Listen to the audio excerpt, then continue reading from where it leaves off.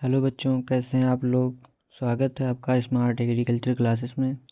आज हम आपके लिए लेकर आए हैं कृषि जंतु विज्ञान 2019 का प्रश्न पत्र। आज हम इसमें सभी क्वेश्चनों का विस्तृत उत्तर सहित अध्ययन करेंगे। ठीक है। प्रश्न नंबर 1 कह रहा है गोलकृमि जो है, गोलकृमि किस संघ का जंतु है। तो ये एस्के हेलमिंथेस का जंतु है। इसमें क्या होता है, इसका पूर्ण व्याख्यान दिया गया है। गोलकृमि यानी कि राउंड वर्म का शरीर लंबा बेलनाकार, दोनों सिरों से निकोला होता है। ठीक है। इसके शरीर में वास्तविक शरीर गुहा यानी कि स्यूडोकोलम पाई जाती है। शरीर पर क्यूटिकल नामक बाहरी आवरण होता है। शरीर खंडित यानी कि सेगमेंटेड नहीं होता है। इसका मतलब खंडित जो है,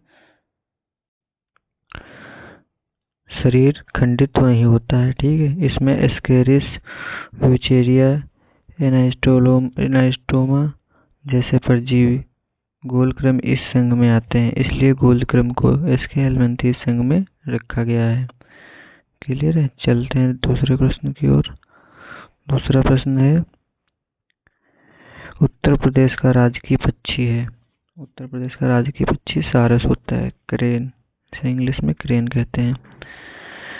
सारस जो है भारत का सबसे ऊंचा उड़ने वाला पक्षी है। यह पक्षी सबसे ऊंचाई पर उड़ता है। जीवन भर एक ही जोड़े के साथ में रहता है। मतलब यह इसका जीवन जो पूरा है वो एक ही जोड़े के साथ में व्यतीत होता है और आर्द्रभूमि में पाया जाता है। मतलब जहाँ पर नमी होती है वहाँ पर यह पाया जाता है। उत्तर प्रदेश सरकार ने जैव विविधता संरक्षण के उद्देश्य से सारस को राजकीय पक्षी घोषित किया है। यह पक्षी प्रेम, निष्ठा और पर्यावरण संतुलन का एक प्रतीक माना जाता है, इसलिए इसे राजकीय पक्षी कहा जाता है। ठीक है। अगला क्वेश्चन क्या कह रहा है, खरगोश है। खरगोश क्या है, खरगोश एक स्तनधारी है। खरगोश में स्तन्यधारियों से सभी लक्षण पाए जाते हैं। शरीर पर रोम होते हैं। स्तन ग्रंथियां दूध पिलाने हेतु होती हैं। उष्ण रक्त वार्म ब्लडेड होती है। हृदय 4 कक्षों वाला होता है, इसलिए खरगोश को मैमालिया वर्ग यानी कि स्तनधारी में रखा गया है। क्वेश्चन नंबर दूसरा कह रहा है निम्न में से कौन सी एक आनुवंशिक बीमारी नहीं है। तो इसमें ऑप्शन ना देकर सीधे आंसर दिया गया है कि रतौंधी जो है आनुवंशिक बीमारी नहीं है। वर्णांधता, कलर ब्लाइंडनेस आनुवंशिक बीमारी होती है। ठीक है। हीमोफीलिया आनुवंशिक है। एक्स लिंकेज रंजकहीनता आनुवंशिक है। लेकिन रतौंधी जो है यह आनुवंशिक बीमारी नहीं है। मुख्यतः विटामिन ए की कमी से होती है यह बीमारी। यह पोषण संबंधी रोग है, आनुवंशिक बीमारी नहीं है, इसलिए उत्तर नंबर रतौंधी सही होगा। अगला क्वेश्चन कह रहा है स्वस्थ मनुष्य के शरीर में सामान्यतः रुधिर की मात्रा होती है, लगभग 5 लीटर होती है। एक स्वस्थ मनुष्य होता है, उसके शरीर में लगभग 5 लीटर रुधिर की मात्रा होती है। एक स्वस्थ वयस्क मनुष्य में कुल शरीर भार का लगभग 7 से 8% रक्त होता है। उसका शरीर जितना होगा उसका लगभग 7 से 8% जो है रक्त होगा उसके शरीर में। औसतन 5 लीटर रक्त पाया जाता है। अगर मतलब सबको मिलाकर देखा जाए तो औसतन 5 लीटर जो है रक्त हर मनुष्य के शरीर में पाया जाता है। रक्त के प्रमुख कार्य क्या होते हैं, ऑक्सीजन व पोषक तत्वों का परिवहन, अपशिष्ट पदार्थों का निष्कासन, रोग प्रतिरोधकता क्षमता यानी कि इम्यून सिस्टम को मजबूत करना। ठीक है। अब है निश्चित उत्तरीय प्रश्न। प्रश्न नंबर 2। प्रश्न नंबर 2 का कावाला केचुए में क्लाइटेलम किन खंडों में पाया जाता है। केचुआ अर्थवर्म संघ एनेलिडा का एक महत्वपूर्ण जंतु है। केचुआ संघ एनेलिडा का एक महत्वपूर्ण जंतु है। इसके शरीर पर एक विशेष मोटा ग्रंथियुक्त भाग पाया जाता है जिसे क्लाइटेलम कहते हैं। क्लाइटेलम की स्थिति क्या होती है, क्लाइटेलम की स्थिति केचुए में क्लाइटेलम 14वें, 15वें व 16वें खंड में पाया जाता है। ठीक है। यह शरीर के अग्रभाग की ओर एक पट्टी के रूप में दिखाई देता है। क्लाइटेलम का कार्य क्या होता है, क्लाइटेलम का कार्य होता है यह प्रजनन क्रिया में सहायक होता है। ठीक। दूसरा, अंडों के चारों ओर कोकून बनाने में सहायता करता है। तीसरा, शुक्राणुओं और अंडों को सुरक्षित वातावरण प्रदान करता है। इसके तथ्य जो है, क्लाइटेरियम केवल यौन परिपक्व सेक्सुअली मैच्योर केंचुओं में पाया जाता है। अपरिपक्व केंचुओं में क्लाइटेरियम अनुपस्थित होता है। इस प्रकार स्पष्ट है कि केंचुए में क्लाइटेरियम 14वें और 16वें खंड में पाया जाता है। 14 से 16 खंड में, 14 से 16 खंड में, यानी कि 14, 15 और 16 में कहा जा सकता है। 14 से 16 खंड में पाया जाता है और यह प्रजनन से प्रत्यक्ष रूप से जुड़ा होता है। ठीक है। क्वेश्चन नंबर दूसरे का खा वाला, मानव रुधिर का पीएच कितना होता है? मानव शरीर में ब्लड का पीएच एक अत्यंत महत्वपूर्ण जैविक कारक है जो शरीर की सामान्य क्रियाओं को संतुलित बनाए रखता है।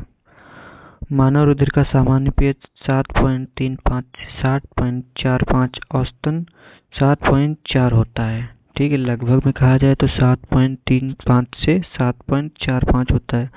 अगर टोटल को मिला के उसका औसत निकाला जाए तो उसका होगा 7.4 मानव रुधिर का पीएच होता है।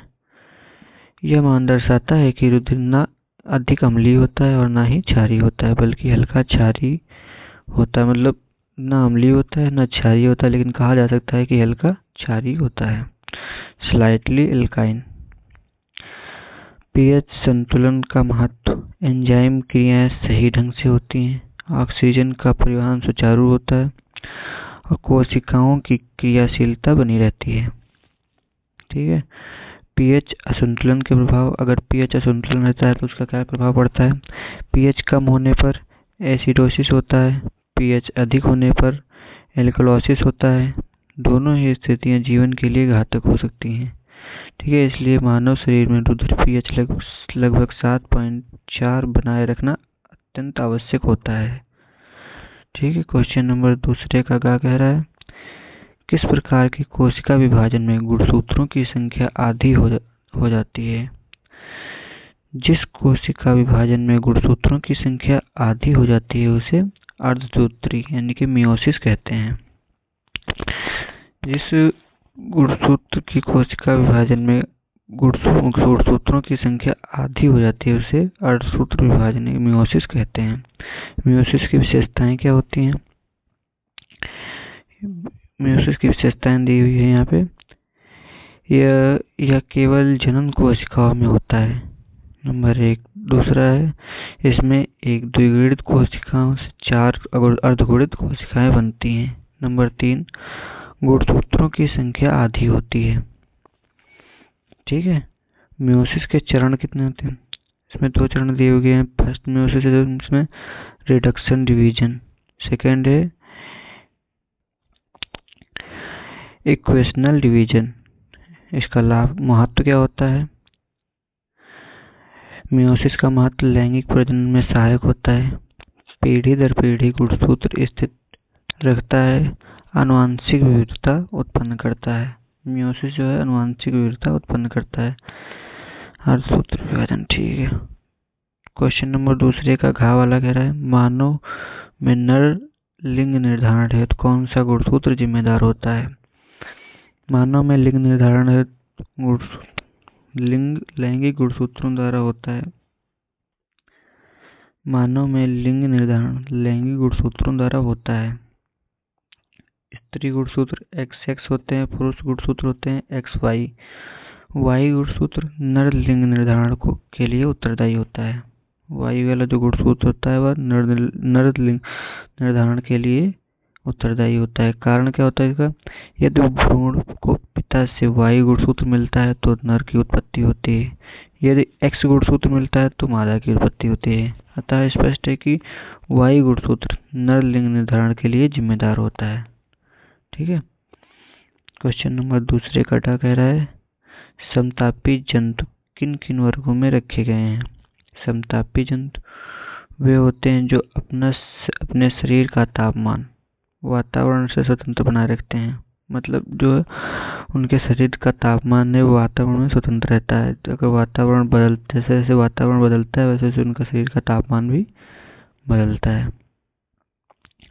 समतापी जंतु 2 वर्गों में पाए जाते हैं। पहला है पक्षी वर्ग, दूसरा है स्तनधारी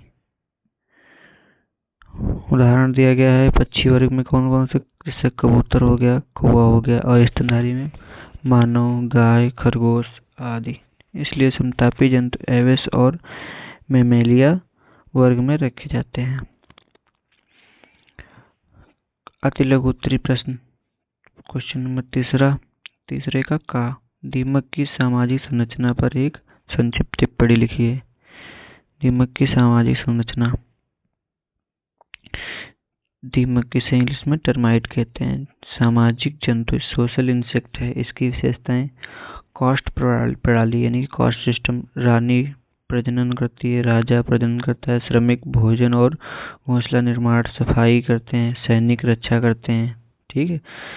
और सहकार यानी कि कॉपरेशन, सभी सदस्य मिलकर भोजन और घर की देखभाल करते हैं। संचार, कम्युनिकेशन, केमिकल सिग्नल और स्पर्श के माध्यम से होती है, ठीक है। इनकी विशेषता क्या होती है? विशेषता, दीमक का समाज सहकारी और व्यवस्थित होता है, जो पूर्णतः संगठनात्मक जीवन का उदाहरण है, ठीक है।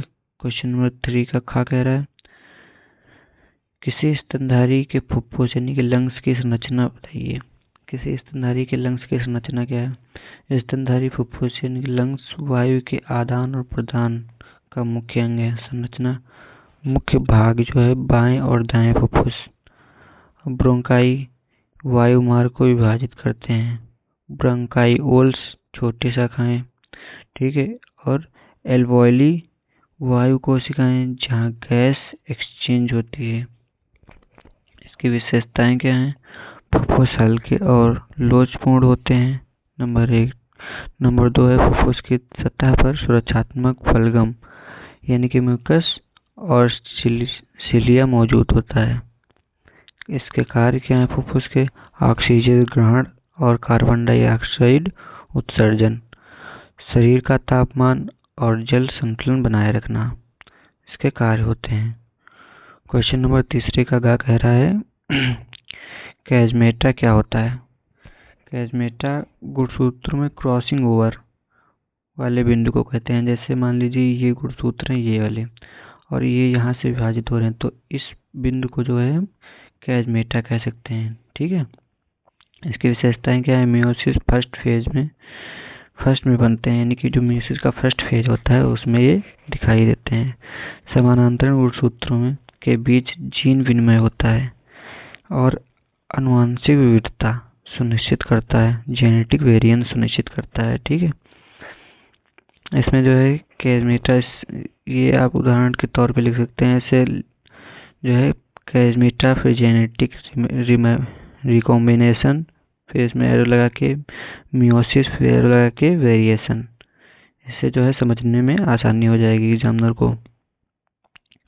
क्वेश्चन नंबर 3 का खा कह रहा है, कोशिका चक्र की विविध प्रावस्थाएं कौन कौन सी हैं? इस प्रावस्था में क्या होता है? मतलब कोशिका चक्र की विविध प्रावस्थाएं कौन कौन सी हैं और इस प्रावस्था में क्या होता है?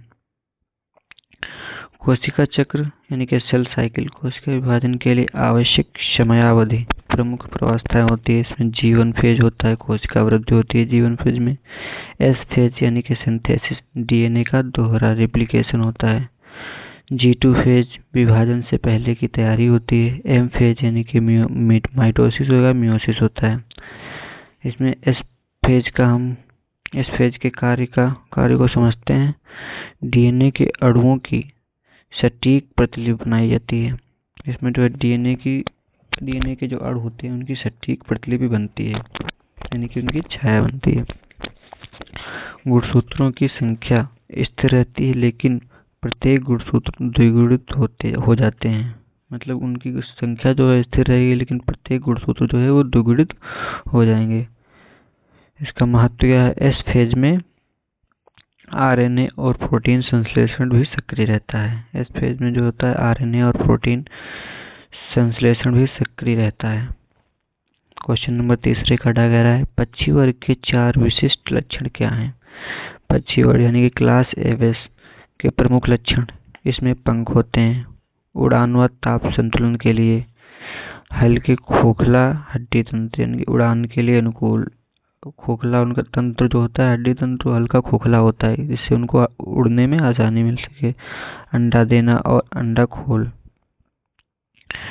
समतापी, शरीर का तापमान नियंत्रित, मतलब इनमें जो है यह विशेषता है, ये अपना शरीर का तापमान जो है वातावरण के अनुसार परिवर्तन कर सकते हैं उसमें।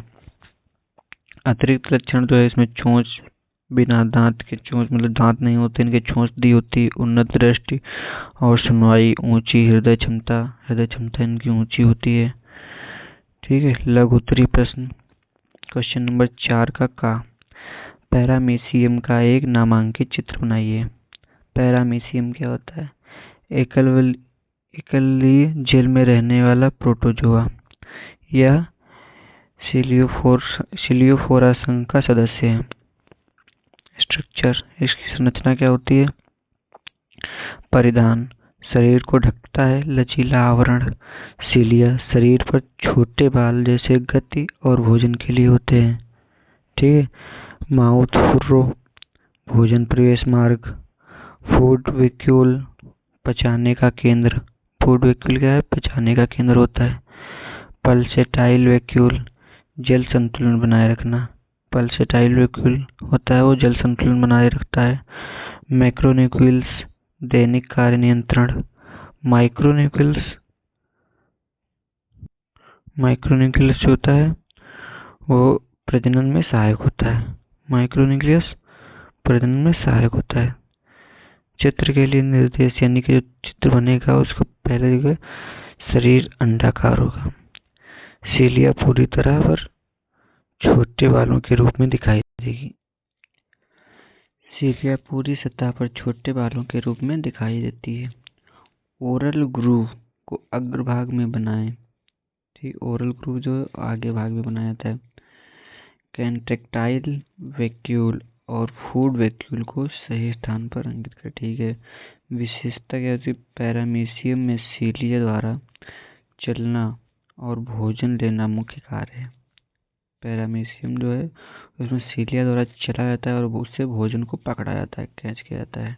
ठीक है। चित्र जो है बना लेना, चित्र इसमें दिखाया नहीं है, वो अपना देख लेना, बुक्स में दिया होगा, बुक से निकाल लेना। क्वेश्चन नंबर 4 का कह रहा है तिलचट्टे के हृदय की संरचना एवं कार्य समझाइए।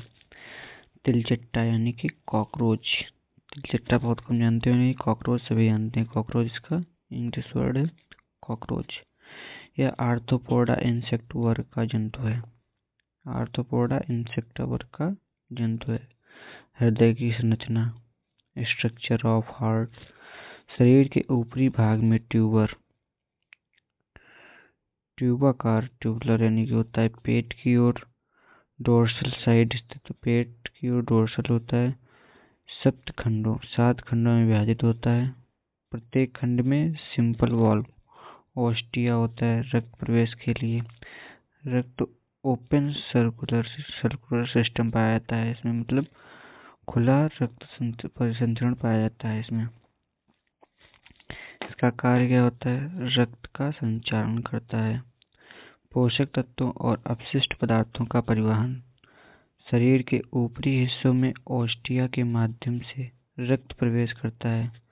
दमन पंप यानी कि पेरिस्टाल्टिक कॉन्ट्रैक्शन द्वारा प्रवाह सुनिश्चित होता है। अतिरिक्त तथ्य, मतलब इसके अलावा अलग जो इसके बारे में इंफॉर्मेशन है वो अतिरिक्त तथ्य।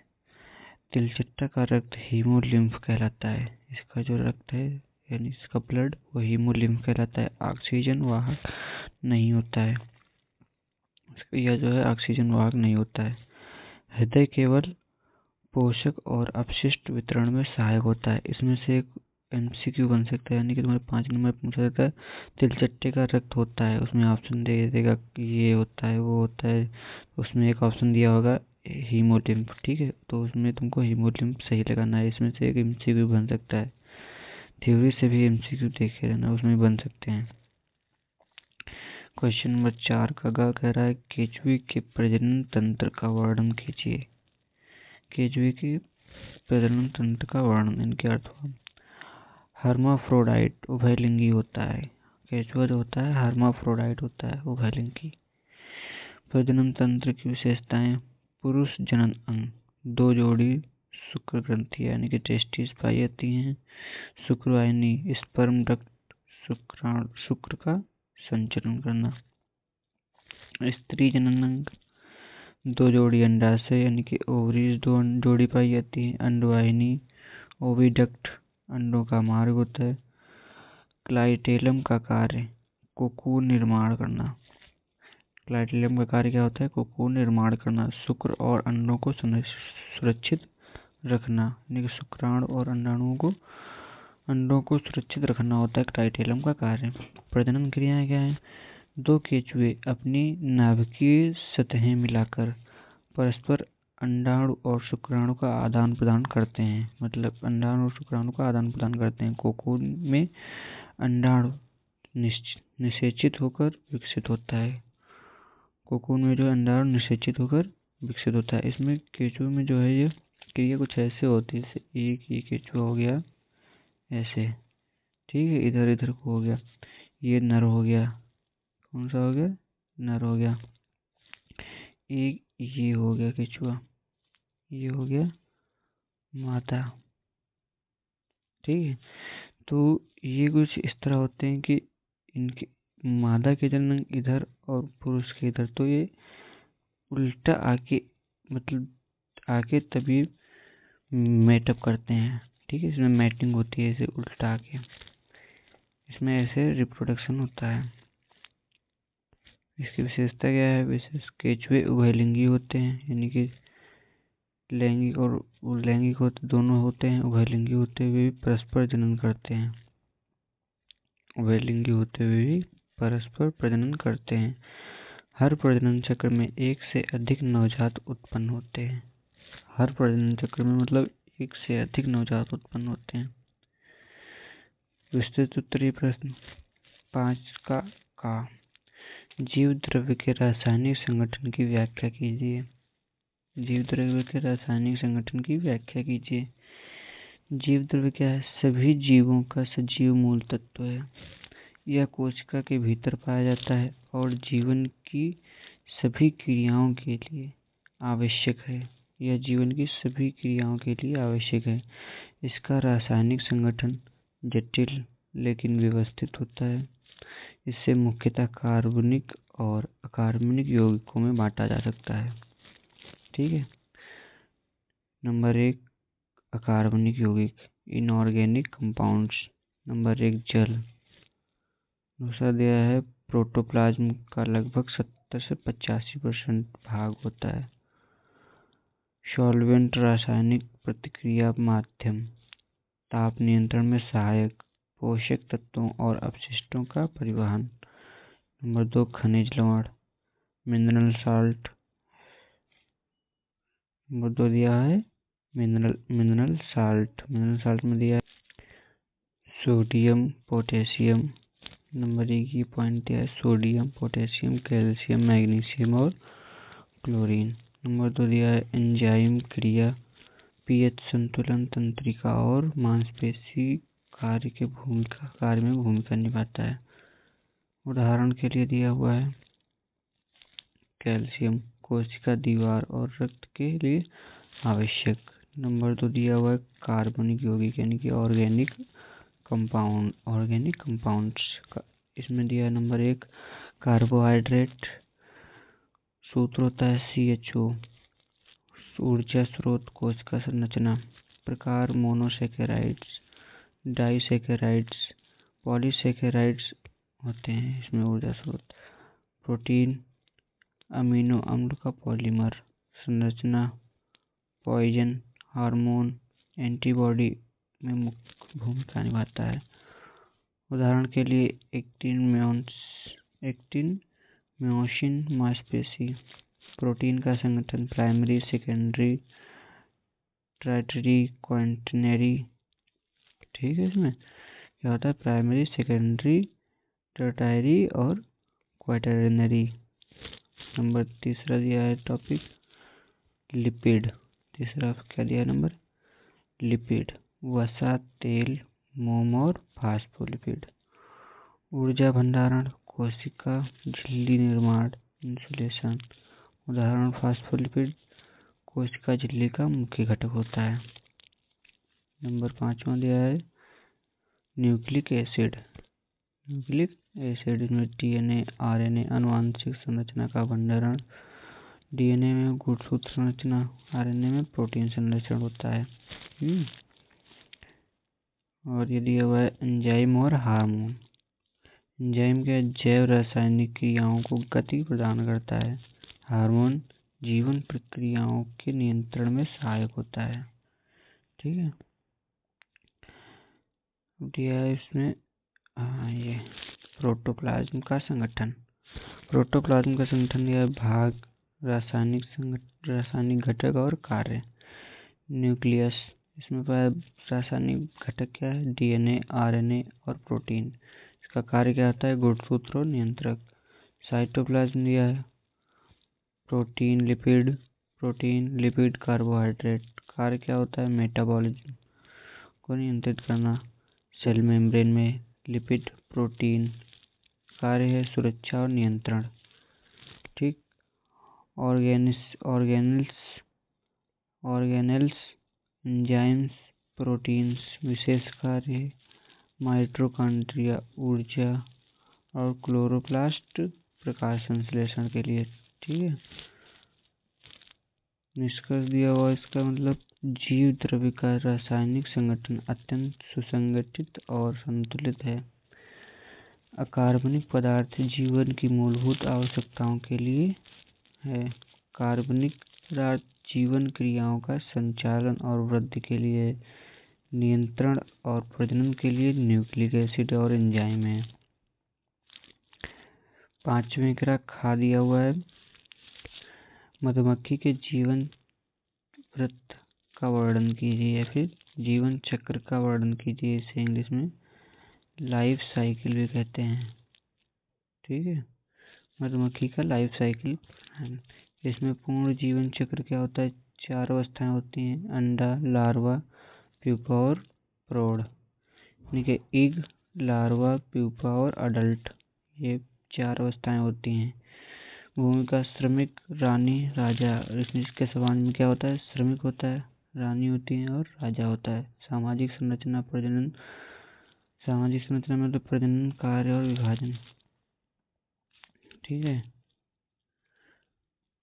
इसमें दिया हुआ है मधुमक्खी इंट्रोडक्शन, मधुमक्खी का परिचय, इंट्रोडक्शन। हनी बी, मधुमक्खी को इंग्लिश में हनी बी कहते हैं। एपिस मेलिफेरा हाइमेनोप्टेरा वर्ग का सामाजिक कीट है। मधुमक्खी को सामाजिक कीट भी कहा जाता है। यह सामाजिक जंतु है जिसका जीवन संगठित और अनुशासित होता है। मधुमक्खी का जीवन वृत्त पूरी तरह से अंडा, लार्वा, प्यूपा और प्रौढ़ चक्र के अनुसार चलता है। मतलब सबसे पहले अंडा होगा, फिर लार्वा बनेगा, फिर प्यूपा और फिर अडल्ट यानी कि प्रौढ़ होगा।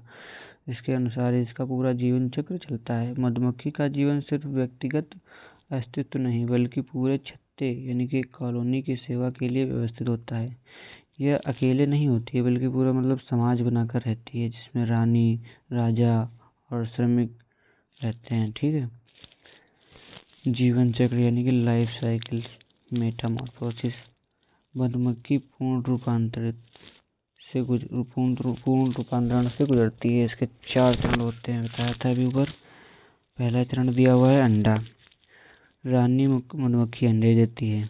अंडे लंबा और सफेद लगभग 1.5 mm का होता है। प्रत्येक अंडा 3 दिन में फूटता है। इसका प्रत्येक अंडा जो है 3 दिन में फूटता है। अंडे की स्थिति कोशिका की तली पर लंबवत। मतलब अंडे की स्थिति क्या होती है? कोशिका है उसकी तली पर ऐसे लंबवत ऐसे होता है।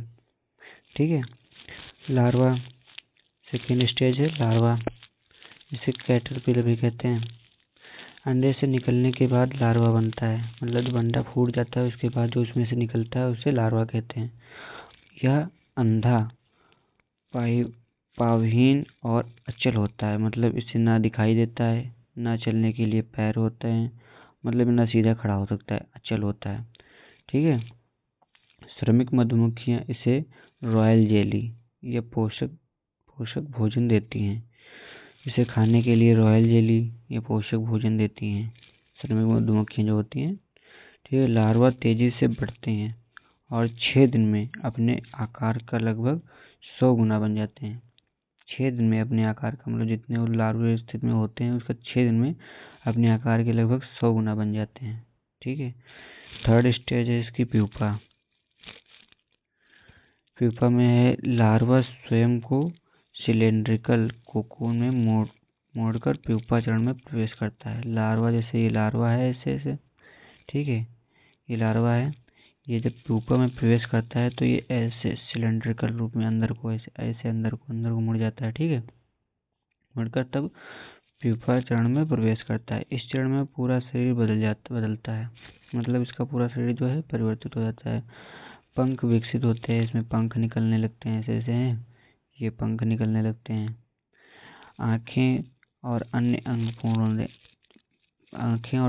पूर्ण रूप लेते हैं, इसमें आँखें आ जाती हैं, पैर भी आ जाते हैं चलने के लिए। ठीक है, इस स्टेज में ये सब पूर्ति होती है। यह चरण लगभग 12 दिन तक चलता है। प्यूपा यानी कि जो है 12 दिन तक चलता है। लार्वा कब तक चलता है? 6 दिन में चलता है, और प्यूपा 12 दिन तक अडल्ट प्रौढ़ होता है। प्यूपा से पूर्ण विकसित मधुमक्खी निकलती है। मधुमक्खी 3 प्रकार की होती है। ठीक है, पहली होती है रानी मधुमक्खी, प्रजनन और अंडा देती है। रानी मधुमक्खी का कार्य क्या होता है? सिर्फ प्रजनन करना और अंडे देना। ठीक है, पुरुष प्रजनन में सहायक, केवल वीर्य प्रदान करता है। पूरे छत्ते में पुरुष का कुछ कार्य नहीं होता, सिर्फ इतना करता है कि वो सिर्फ वीर्य प्रदान करता है प्रजनन के लिए, प्रजनन में सहायक होता है और सिर्फ वीर्य प्रदान करता है। ठीक है, श्रमिक का कार्य क्या होता है? भोजन संग्रह। श्रमिक जो है छत्ते में भोजन लाएगा, भोजन को इकट्ठा करेगा, यानी कि ये कोई फ्लावर है, इसमें से रस चूस कर इस छत्ते में लाएगा, ये श्रमिक का कार्य होता है। छत्ते की सफाई करना, इसकी जो इसमें गंदगी होगी उसकी सफाई करते हैं। ठीक है, रानी की सेवा करना और छत्ते का निर्माण करना, उसकी सुरक्षा करना, ये सब श्रमिक के कार्य होते हैं। नंबर 3 दिया हुआ है सामाजिक संरचना और कार्य विभाजन, social structure and division of labour. मधुमक्खी का जीवन सामाजिक संगठन पर आधारित है। नंबर 1 रानी मधुमक्खी यानी कि क्वीन, यह मुख्य प्रजनन अंडा देती है। प्रतिदिन 1500 से 2000 अंडे देती है। ठीक है, परफॉर्मेंस के माध्यम से छत्ते को नियंत्रित करती है। ठीक है, फेरोमोन्स के माध्यम से छत्ते को जो है नियंत्रित करती है। नंबर 2 श्रमिक मधुमक्खी वर्कर्स, 1 से 2 दिन छत्ते की सफाई करते हैं। दिन 4 से 10 दिन रॉयल जेली बनाना। फिर दिन 11 से 20 दिन छत्ते का निर्माण और रखरखाव। 21 से ज़्यादा दिन भोजन संग्रहण। कार्य बदलता है और उम्र और छत्ते की आवश्यकता अनुसार, मतलब इनका कार्य बदल जाता है इनकी उम्र के अनुसार और छत्ते की आवश्यकता अनुसार इनका कार्य बदलता रहता है।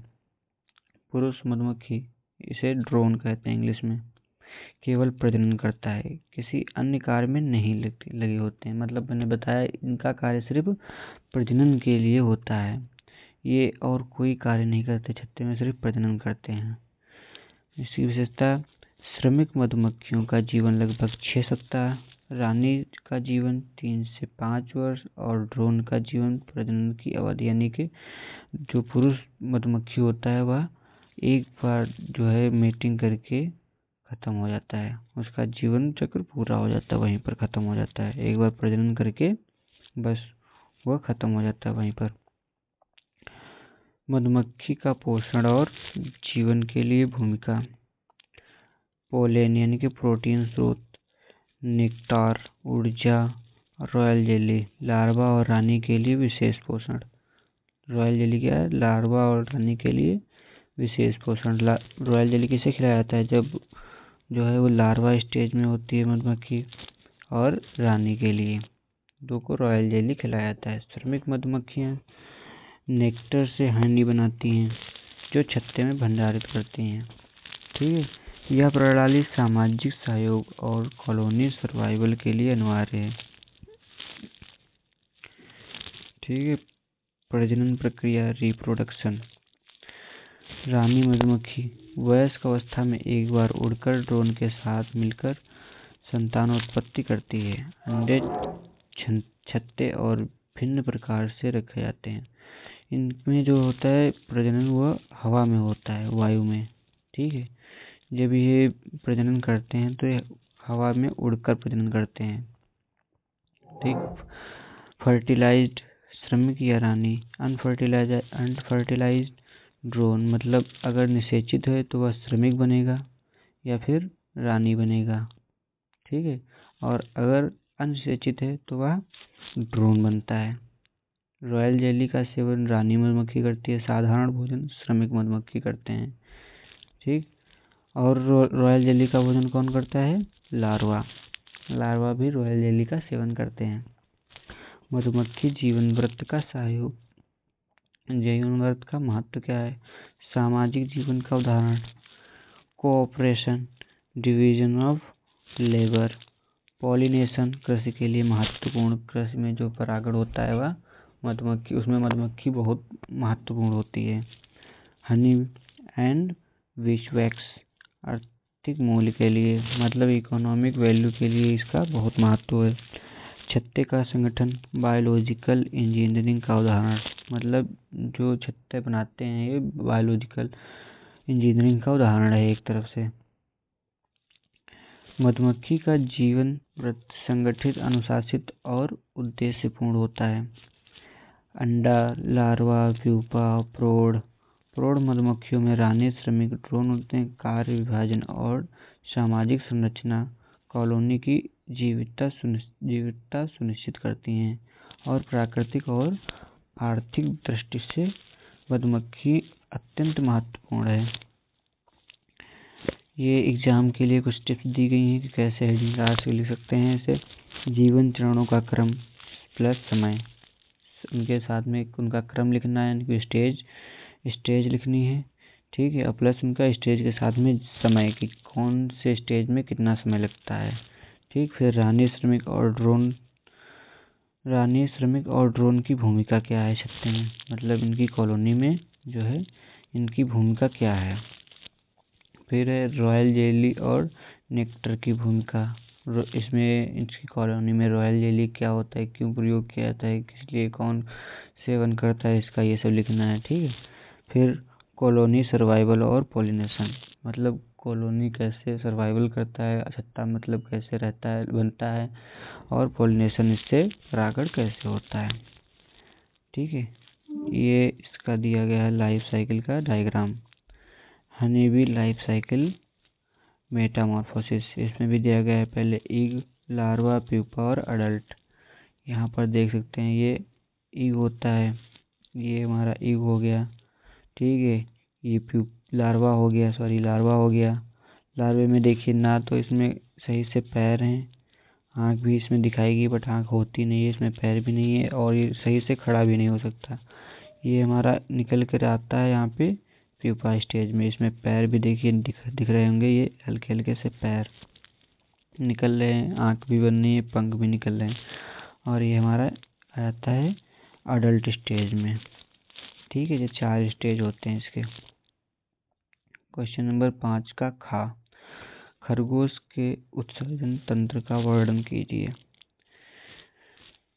इंट्रोडक्शन दिया गया है। खरगोश लेगोमॉर्फा मैमेलिया वर्ग का जंतु है। उत्सर्जन तंत्र यानी कि एक्सक्रीटरी सिस्टम का मुख्य कार्य शरीर से अपशिष्ट पदार्थों का निष्कासन करना। उत्सर्जन तंत्र क्या होता है? शरीर के अपशिष्ट पदार्थों का, जो मतलब खाना भोजन खा के जो बच के उसका अपशिष्ट पदार्थ बचता है उसे बाहर निकालना एक्सक्रीटरी सिस्टम कहलाता है। यह तंत्र जीवन की होमोस्टेसिस बनाए रखने में अत्यंत महत्वपूर्ण है। खरगोश का उत्सर्जन तंत्र मुख्यतः किडनी, मूत्रवाहिनी, मूत्राशय और मूत्र मार्ग से होता है। खरगोश का उत्सर्जन तंत्र मुख्यतः किडनी से मूत्रवाहिनी, मूत्राशय और मूत्र भाग से बना होता है।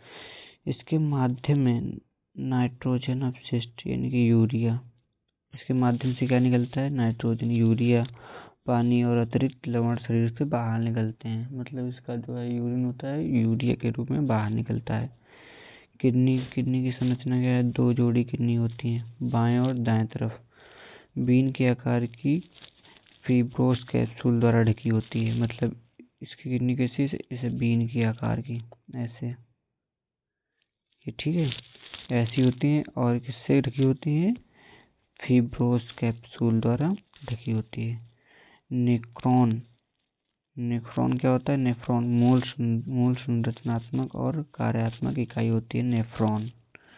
इसकी प्रत्येक नेफ्रॉन में ग्लोमेरुलस, बोमन की कैप्सूल, प्रेक्सिल ट्यूबल, हेनले की लूप, डिस्टल ट्यूबल होती है। ठीक है, इसका कार्य क्या होता है? रक्त से अपशिष्ट पदार्थों को फिल्टर करना, आवश्यक जल और लवण का पुनः अवशोषण, शरीर का पीएच संतुलन बनाए रखना, यूरिया और क्रिएटिनिन का उत्सर्जन। ठीक है, ये इसके मुख्य कार्य हो गए। खरगोश की किडनी मौसमी और आहार के अनुसार सक्रियता बदलती है। इसकी किडनी जो मौसम और आहार के अनुसार सक्रियता बदलती है, मतलब उसके अनुसार ही चलती है। मूत्रवाहिनी, यूट्रस, किडनी से मूत्राशय तक पहुंचने का माध्यम। नंबर 1 हो गया। नंबर 2 है लंबी पतली ट्यूबें और मांसपेशियों से घिरी होती है मूत्रवाहिनी। पेरिसिस्टेलिक और मूवमेंट्स द्वारा मूत्राशय तक प्रवाहित होता है। ठीक है, मूत्राशय, यूरिनरी ब्लैडर, गुब्बारे जैसी फूलने वाला अंग, मूत्र का संग्रह और नियंत्रित उत्सर्जन, मोटी मांसपेशी झिल्ली, डिस्ट्रोसर, मूत्र को मूत्र मार्ग में दबाती है।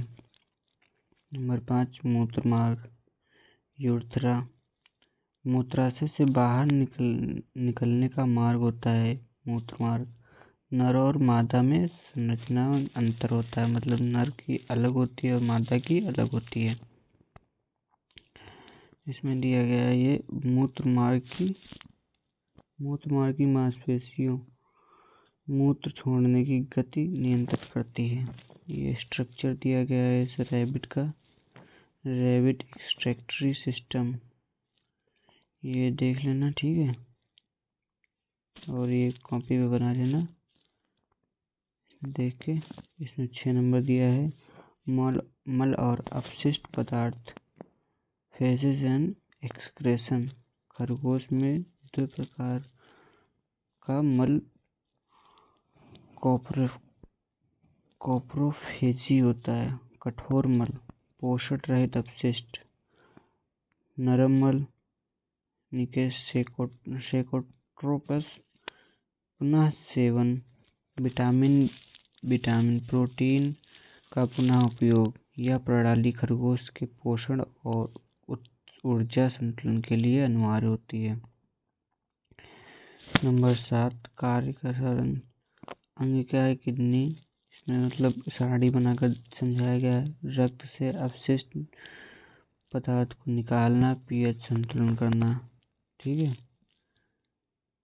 इसमें अंग दिया है यूरेटर, मूत्र का परिवहन, यूरिनरी ब्लैडर, मूत्र संग्रह और नियंत्रण, मतलब मूत्र को रखता है और उसका नियंत्रित करता है।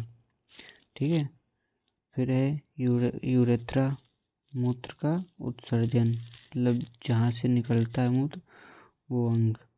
फिर है कोलोन एंड सेसिकम, अपशिष्ट मल का निष्कासन, पोषण पुनः प्राप्त करना, मतलब मल का जो है निष्कासन कर देना, अपशिष्ट पदार्थ का निष्कासन कर देना। ठीक है, फिर दोबारा से भोजन ग्रहण करना। खरगोश की उत्सर्जन प्रणाली मल और मूत्र दोनों का संतुलित नियंत्रण करती है। खरगोश की उत्सर्जन प्रणाली जो है मल और मूत्र दोनों का संतुलन नियंत्रण करती है। यह पानी और लवण के संतुलन, शरीर के तापमान और ऊर्जा संरक्षण में भी सहायक होती है। ठीक है, तो हमारी क्लास समाप्त होती है। अगर आपको क्लास अच्छी लगी है तो चैनल को सब्सक्राइब कर लीजिए और लाइक कीजिए, और ये क्लास अपने दोस्तों को भी शेयर कर दीजिए ताकि वो भी पढ़ लें और बोर्ड एग्ज़ाम में अच्छे मार्क्स ले आएँ। तो ऐसे ही आपको आगे भी क्लासें मिलती रहेंगी। चैनल को सब्सक्राइब कर लीजिए, हम और भी क्लासें लाते रहेंगे। धन्यवाद।